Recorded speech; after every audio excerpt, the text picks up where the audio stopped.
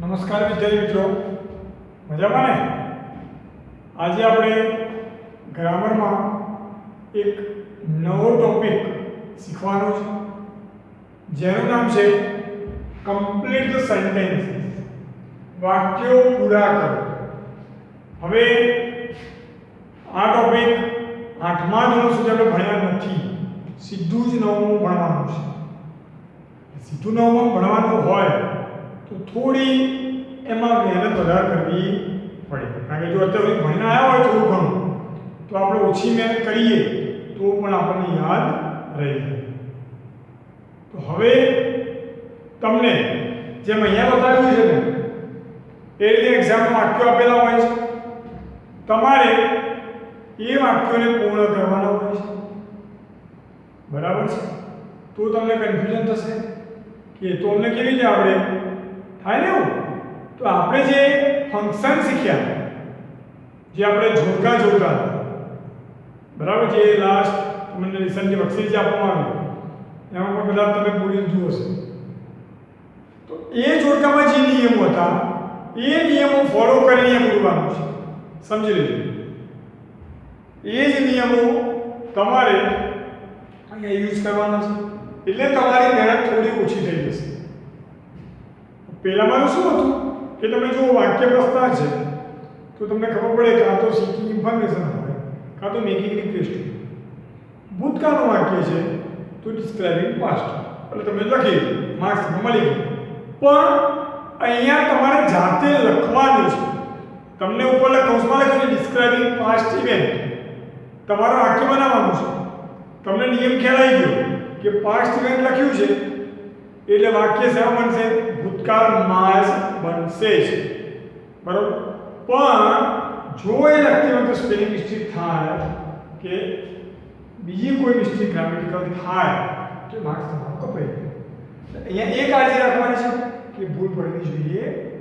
Okay, ચલો. તો આપણે આશા રાખીએ કે આ ટોપિકમાં પણ જેમ જોડકામાં આપણે વ્યવસ્થિત તૈયાર કર્યું એ જ રીતે આપણે તૈયાર કરીશું. Okay, describing the past event. પહેલો ટોપિક છે describing past event. એટલે શેનું વર્ણન કરવાનું છે?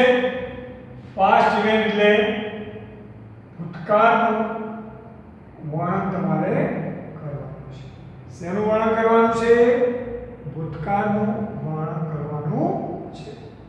ઓકે, ચલો. હવે આપણે ભણીને આવ્યા એ સમય ચર્ચા કરી ભૂતકાળ ઇવેન્ટ મતલબ પાસ્ટ ઇવેન્ટ હોય ભૂતકાળનો બનાવ તો બે ટેન્સમાં ફિલઅપ કરવાનું, કાં તો સાદા ભૂતકાળમાં થાય અથવા ચાલુ ભૂતકાળમાં થાય. કાં તો સાદા ભૂતકાળમાં થાય અથવા કયા કાળમાં થશે? ચાલુ ભૂતકાળમાં. હવે તમારે સેન્ટેન્સ જોવાનું, જે બેઝ વાક્ય બનતું હોય એ તમારે બનાવવાનું. ક્લિયર? જોઈએ પહેલું વાક્ય. When I saw him, હવે જુઓ I saw him તમને આપેલું છે. જ્યારે મેં એને જોયો ત્યારે તો શું થયું? સામે કોઈ પર્ટિક્યુલર ક્રિયા બતાવવી પડે. એ ટીવી જોતો હતો, હોમવર્ક કરતો હતો, ભોજન કરતો હતો. આવો જ્યારે કોઈ શબ્દ વપરાય ત્યારે તમારે એનો ઉપયોગ કરવો. સમજો, જ્યારે મેં વ્યક્તિને જોયો ત્યારે એ ભોજન કરતો હોય, હોમવર્ક કરતો હોય, બરાબર, એવી કોઈ ક્રિયા, ચાલુ ક્રિયા એ સમય બતાવવાની છે. એનો મતલબ શું થયો? કયા કાળમાં જશે? ચાલુ ભૂતકાળ જશે ને? જુઓ હવે એક્ઝામ્પલ કેવી લખશો? આ સેન્ટેન્સ તમે લખી જવાનું છે. When I saw him, જ્યારે મેં એને જોયો હતો તો he was doing homework, એ ગૃહ કાર્ય કરી રહ્યો હતો. તો was doing કયો કાળ થયો? ચાલુ ભૂતકાળ. was ને પ્લસ વર્તમાન ઉદાહરણ, અથવા he was eating, તે ખાઈ રહ્યો હતો, એવું પણ લખી શકાય. He was reading, તે વાંચી રહ્યો હતો. In short, ચાલુ ભૂતકાળમાં આવવી જોઈએ. કારણ કે તમે એના ઘેર ગયા ત્યારે કોઈ ક્રિયા ચાલુ હશે, બરાબર? એટલા માટે અહીંયા આવવું જોઈએ ચાલુ ભૂતકાળ. ચાલો સેકન્ડ સેન્ટેન્સ માય નેબર ખાલી આટલું જ આપેલું છે. આવું વાક્ય હોય તો ફાયદો થાય, તમે ગમે તેવું બનાવી શકો, સાદા ભૂતકાળમાં બનાવી શકો અને ચાલુ ભૂતકાળમાં બનાવી શકો. ઓકે, આપણે શક્ય હોય તો સેલ્ફ બનાવવાનું અને ભૂલની શક્યતા આપણી ઘટી જાય. My neighbour bought a new car last year अथवा yesterday last week હવે हमारा पड़ोसी ગયા વર્ષે તો ગઈકાલે કાર ખરીદી હતી, બરોબર? કયો કાર થયો? સાદો ભૂતકાળ થયો. ખ્યાલ આવ્યો કે નહીં? My neighbor bought a new car yesterday. So last year. કયો કાર હોવો જોઈએ? સાદો ભૂતકાળ, ચાલુ ભૂતકાળ. પણ આપણે શક્ય હોય તો જો આપણને બનાવવાનું કે તો સાદા ભૂતકાળ બનાવવાનું એટલે ભૂલ પડે નહીં, સાચું તો પડવાનું જ છે. ચાલો ત્રીજું, રેહાના ડીડ નોટ ખાલી. હવે જુઓ,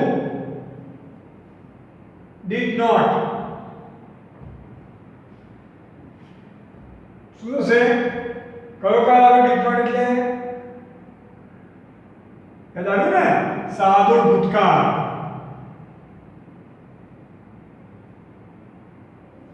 કયો કાળ આવ્યો? સાદો ભૂતકાળ. કારણ ડીડ આવી ગયું એટલે આપણે ફિક્સ થઈ ગયું કે વાક્ય સાદા ભૂતકાળમાં જ બનાવવું પડે, બરોબર ને? એ પણ જોવાનું.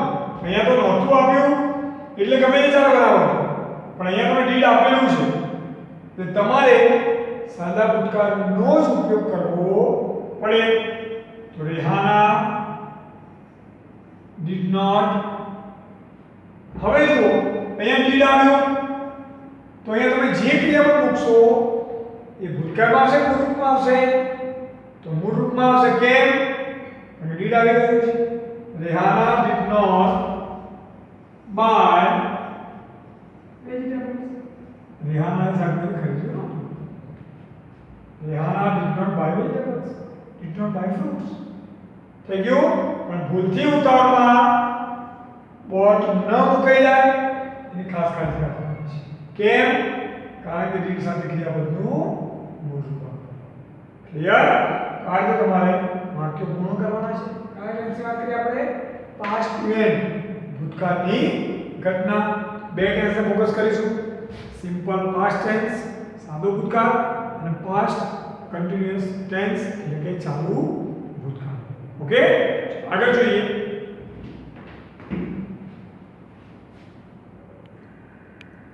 બીજો ટોપિક છે એક્સપ્રેસિંગ પોસિબિલિટી, એબિલિટી, નેસેસિટી.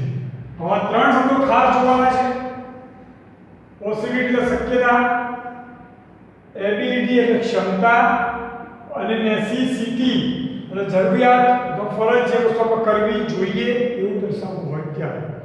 તો આના મેચમાં ફંક્શનમાં આપણે જોયું, બરાબર છે, કે પોસિબિલિટી એમાં મે અથવા માઇટ જે આપણને સંભાવના બતાવેલી છે કે આવું પણ થઈ શકે, ન પણ થઈ શકે, થશે, ઇટ્સ નોટ શ્યોર, ચોક્કસ ન કહી શકો, માત્ર શું બતાવવાનું છે? સંભાવના, શક્યતા બતાવવાની છે. બરાબર છે? એટલે પોસિબિલિટીનું વાક્ય પૂછાય તો જવાબ મે અથવા માઇટમાં બનાવવાનો થશે. એબિલિટી કેન નોટ બનાવવાનું છે, હકાર હોય તો કેન, નકાર હોય તો કેન નોટ. અને ત્રીજું છે નેસેસિટી, તમામ કરવું જોઈએ એટલે કે મસ્ટ અને હેવ ટુ અથવા હેઝ ટુ, જે આપણે ફંક્શનમાં ભણાવ્યું.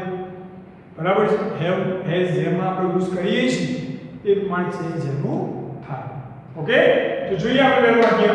The sky is full of dark. બરાબર, આ પહેલું વાક્ય પોસિબિલિટી ના છે. ત્રીજો અને ચોથું વાક્ય છે એબિલિટી ના છે. બંને આ બે વાક્યો છે એ નેસેસિટીના છે બરોબર પરીક્ષામાં તમને એક્ઝામ્પલ તો કૌંસમાં આપેલું હશે એક્સપ્રેસિવ પોસિબિલિટી તે પણ બનાવવાનું છે કૌંસમાં લખ્યું એક્સપ્રેસિવ એબિલિટી તો આ કે પણ બનાવવાનું છે આ કૌંસમાં લખ્યું હોય એક્સપ્રેસિવ નેસેસિટી તો વાક્ય એ પણ બનાવવાનું છે ઓકે ચલો the sky is full of dark આકાશ અંધારાથી મતલબ અંધારું છે ઈટ ખાલી ગયા આકાશમાં અંધારું છે એટલે કે વાદળ છવાઈ ગયા છે એનો મતલબ શું થયો કે વરસાદની શક્યતા છે આવશે એવું ના કહી શકીએ પણ આપણે એક શક્યતા દર્શાવી શકીએ તો એક વાક્ય લખીશું the sky is full of dark it may rain કદાચ આજે વરસાદ આવે કદાચ તમે ટુડે લખો હોય તો લખી શકો ઇટ મે રેન ટુડે કદાચ આજે વરસાદ આવશે પણ શબ્દ જોવાનો છે પોસિબિલિટી છે એટલે મે અથવા માઇકમાંથી પ્રયોગ થશે અહીંયા ઈ જ આવેલું છે એટલે એમ આવે છે okay sky is full of dark it may rain he has to spend more hour at the office એને હજુ બીજા 2 કલાક વધારે ઓફિસમાં રોકાવું પડશે હી ખાલી ગયા બરાબર તો લખીશું વાક્ય હી has to spend more hours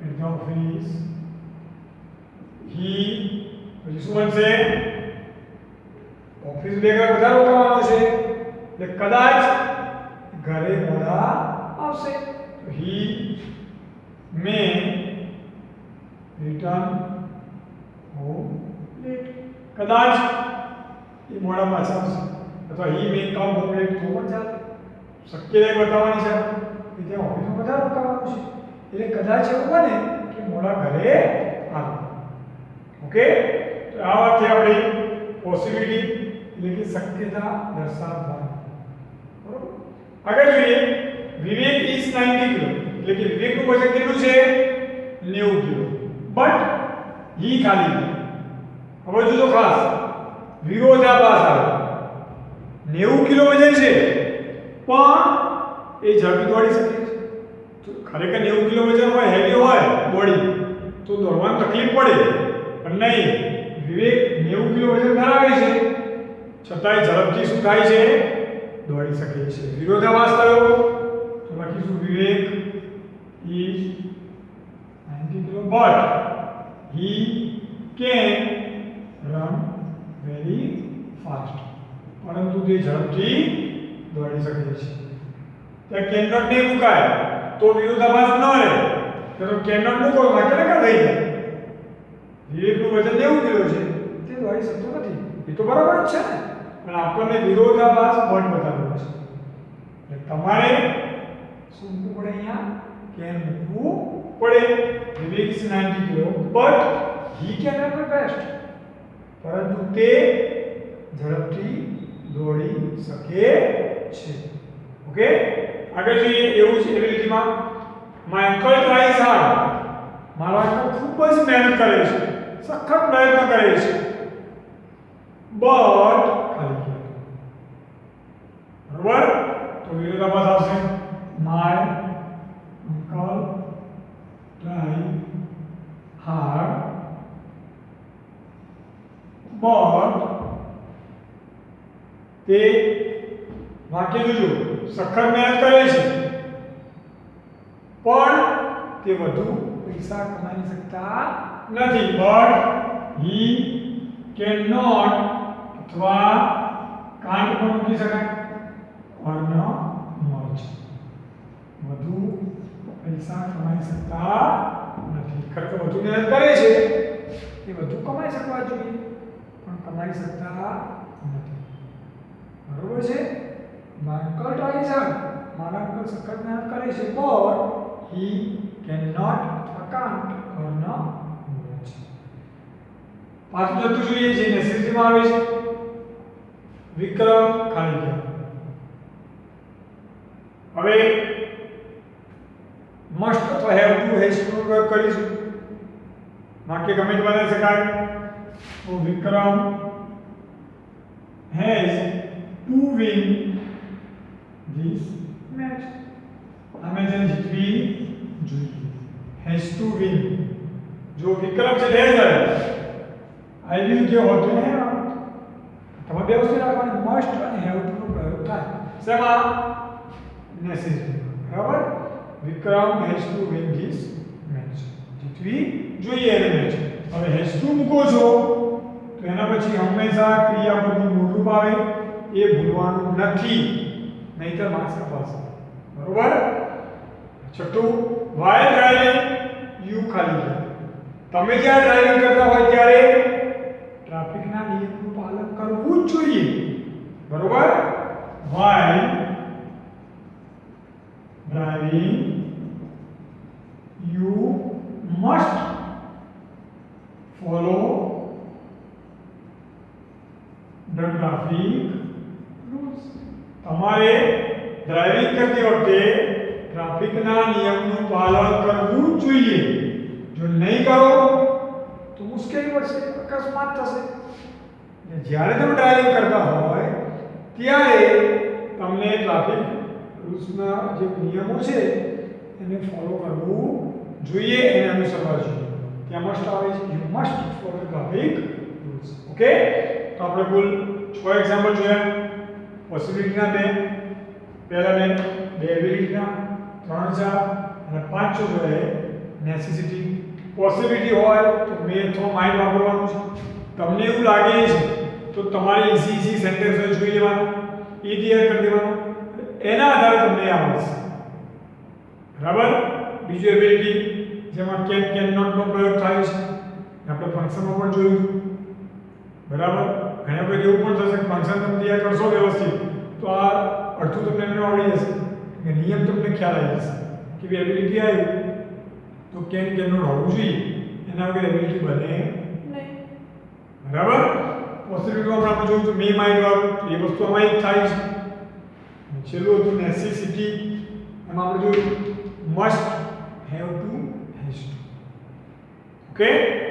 ચલો એટલે આપણા વાત થઈ એક્સપ્રેસિંગ, પોસિબિલિટી, એબિલિટી અને નેસેસિટી. આગળ જોઈએ.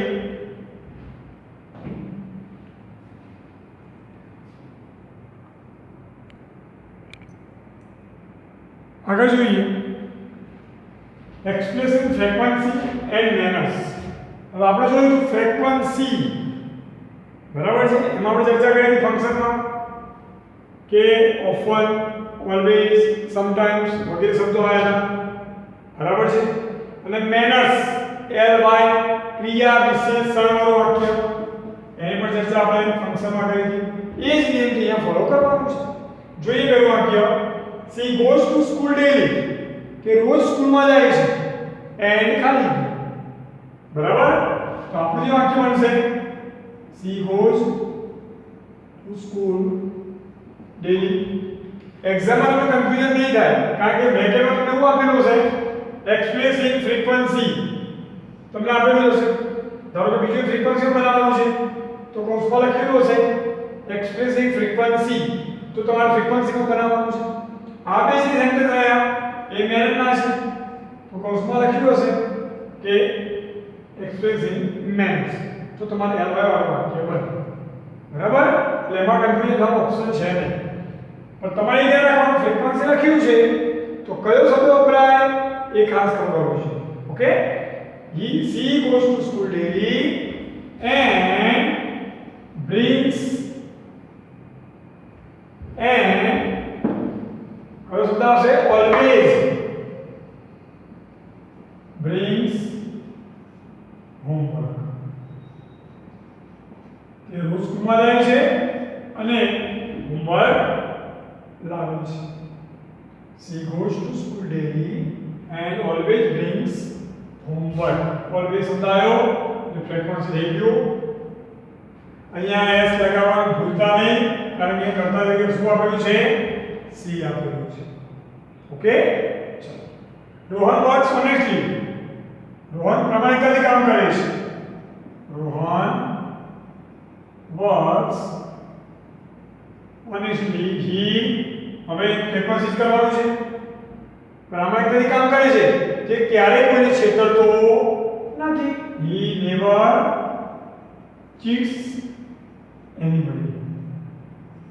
એ કોઈને ક્યારેય છેતરતો નથી. ચીટ્સ છેતરવું, ચીટિંગ કરવું. ખબર? રોહન વર્ક્સ ઓનેસ્ટલી, પ્રામાણિક રીતે કામ કરે છે. તે શું નથી કરતો? He never cheats anybody. એ કોઈને છેતરતો નથી. ઓકે, હવે આ બનાવવાના છે મેનરમાં. એટલે આપણે ખ્યાલ છે મેનરમાં વાક્યમાં શું આવે પાછળ ly મૂકવું જ પડે ક્રિયા વિશેષણ તરીકે. બરાબર? he met in accident. એને અકસ્માત થયો તો because he met with an accident because કેવું ડ્રાઇવિંગ કરતો હતો? carelessly. he was driving carelessly.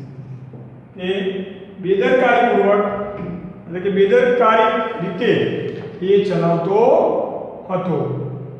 he was driving carelessly. આયો ડ્રાઇવિંગ કરતો હતો ક્યો? carelessly, બેદરકારીપૂર્વક. બેદરકાર હતો ડ્રાઇવિંગ એટલે અકસ્માત થયો. he did not ખાલી ગયા. he did not આપણે જે બનાવવા વાક્ય આપણે છે જ નહીં આપણને.